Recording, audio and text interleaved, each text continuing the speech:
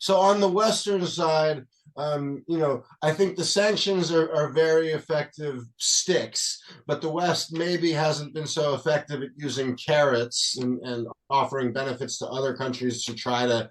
help counter some of Russia's attempts to weaken the system. So, one area that I've had particular concern around is Turkey, which, trade data indicates has been used to re-export technology to Russia. That's particularly important for the chip sanctions that are meant to weaken Russia's ability to build modern weapons and to guide its missiles that, carry out such devastation in Ukraine, but also from the monetary angle, because Russia does have ways, and I'm not just talking about,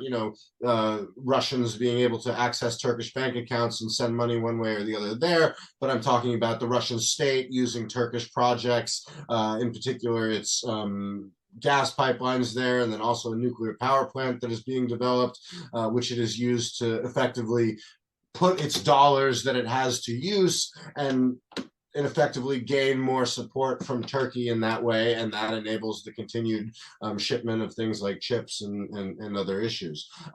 I think that the West should have, rather than using sanctions threats against Turkey, as it had already failed with doing so with regards to Turkey's purchase of a series of Russian missile defense units in the previous years, which it finally imposed sanctions on in 2020, but that didn't really affect the Turkish sort of policy agenda. I thought that the United States should instead have offered the Turkish state its own credit supply lines, access to more US dollars Right. to alleviate some of the economic pressures in Turkey, and therefore, I mean, you could call it a bribe if you wanted to, but certainly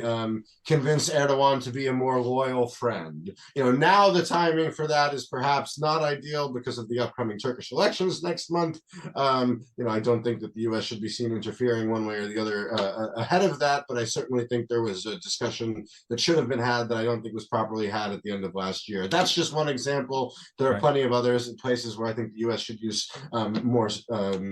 carrots rather than sticks. On the Russian side, I think that the Russian state is far more capable and has a far better understanding of these issues than it's often given credit for. What I will say is that, I think Putin's idea of, ultimately what he really wants to be successful is to undermine the dollar system, undermine the US's ability to impose these kind of sanctions on him, and to, hopefully build up an alternative. Because China is so much more of a, economically powerful state, I don't think that he can do so without making Russia largely economically subservient to China. There is the potential for a lot more nationalist backlash, in addition to what there already has been in previous years, to sort of those trends in Russia itself. But, I think that Putin made a mistake by trying to escalate this war globally over recent years by, bringing this fight not only in Eurasia and Turkey and using the traditional gas politics and some of those issues in Eastern Europe and the like, but really seeking to, go out into Africa and get gold with Right. the dealings with Wagner Group, its support for Venezuela. I think all of that needlessly increased tensions with the United States and made Russia seem an even more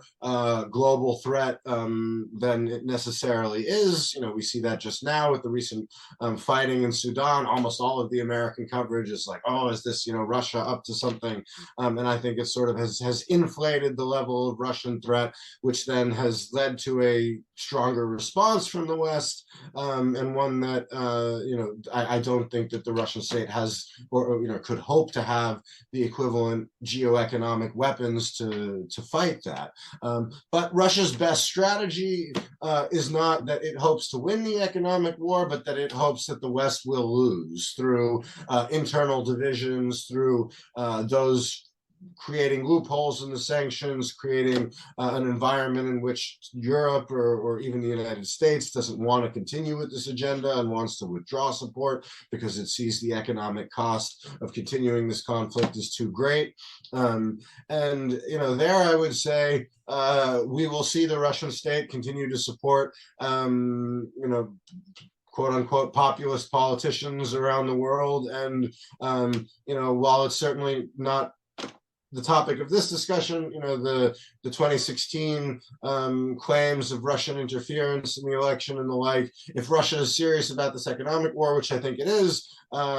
Russian interference attempts in the 2024 presidential election in the US, particularly if the Republican candidate is Donald Trump, who I think effectively wants the US to surrender on the economic war, it will and should, if I'm giving it policy advice on how to win, be successful here, it should,